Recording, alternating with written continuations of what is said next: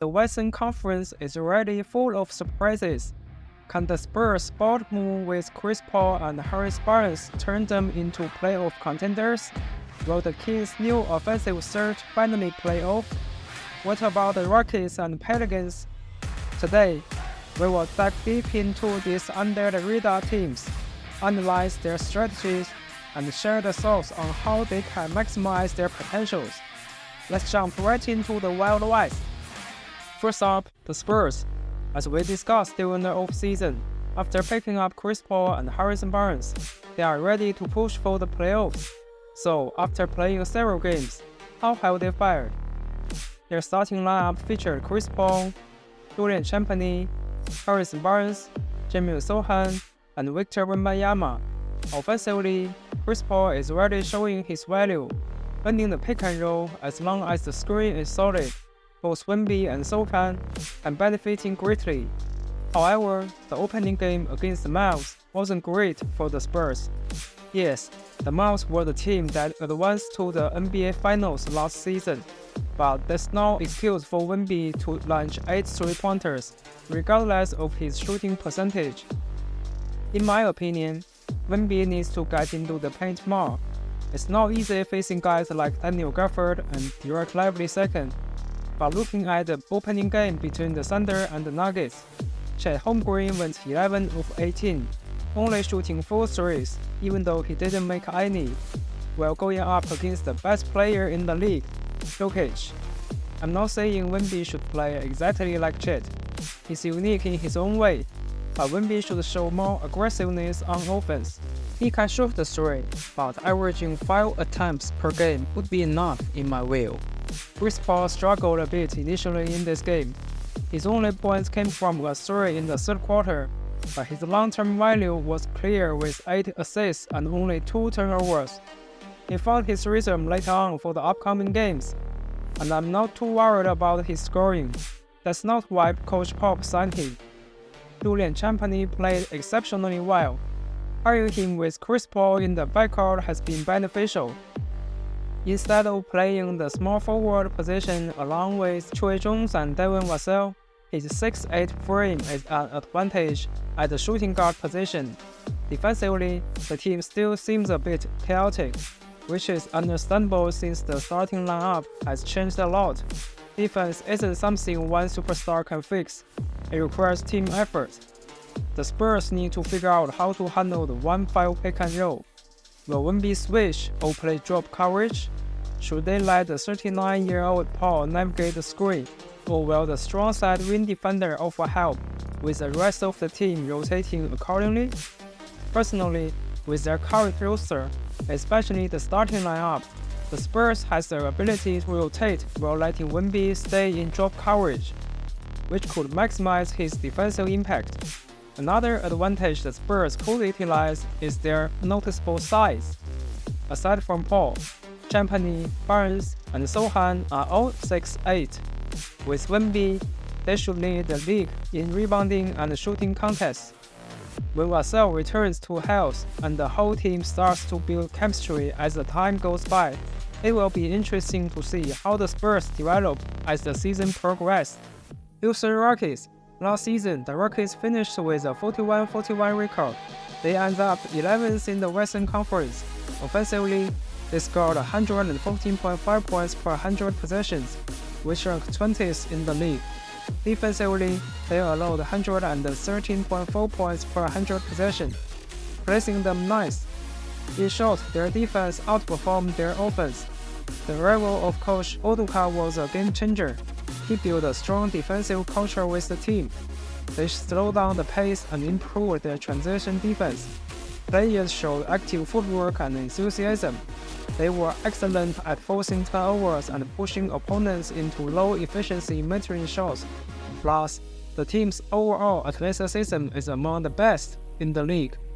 On offense, Sengun has been showing growth, with Fred VanVleet joining as the starting point guard. His pick-and-roll partnership with Sengun has become a key part of their half-court offense.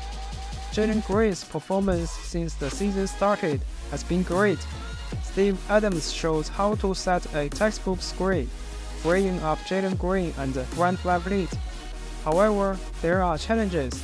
Despite the Rockets already signing new contracts with Sengun and Green, the young duo doesn't seem to have built strong chemistry yet.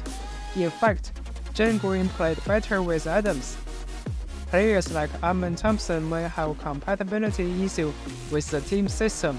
Their shooting resources are just average, and with so many young players, developing them all effectively is a tough task. There are rumors linking KD and Jimmy Butler with the Rockets. The Suns are playing well right now, so probably uninterested in any trade involve KD or Booker. But Jimmy is another story. His contract issue.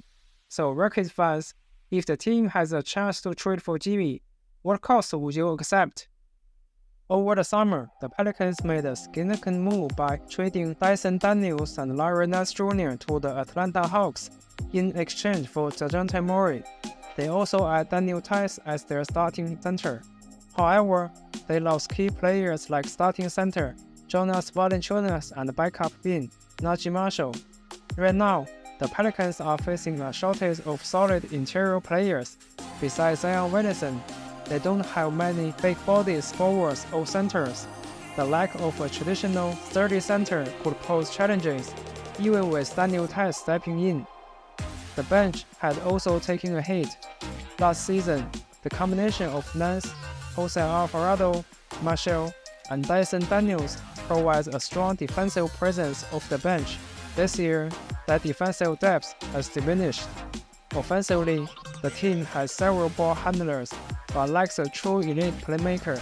Spacing could also be an issue, and the team doesn't have consistent three-point shooters. On the bright side, Zion Williamson played really well last season during the play-in tournaments. If he hasn't got injured in the fourth quarter, they might have had a chance to get into the playoffs. His ability to attack the rim is crucial for the team's success.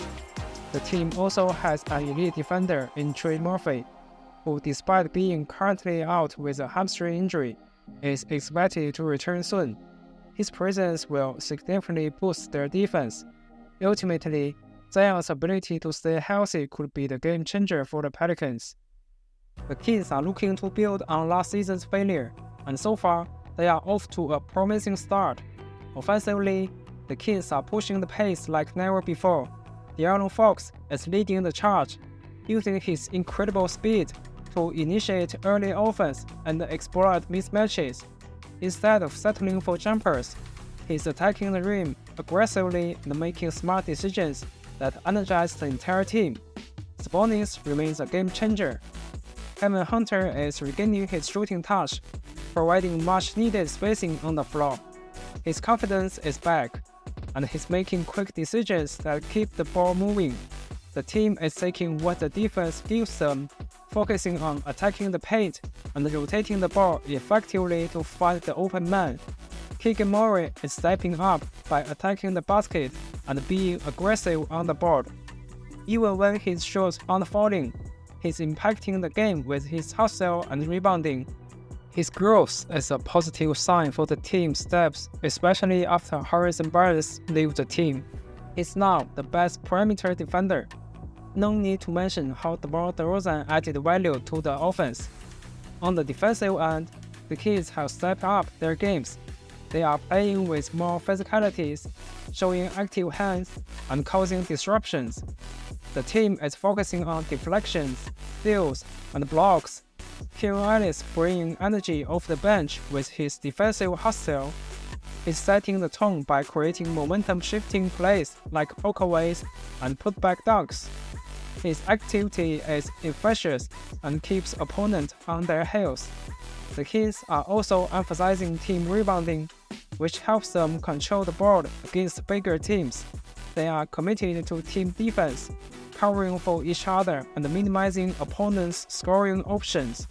Overall, the Kings are showing signs of becoming a well-rounded team. Their commitment to pushing the pace offensively while locking in defensively could make them a sleeper pick in the Western Conference.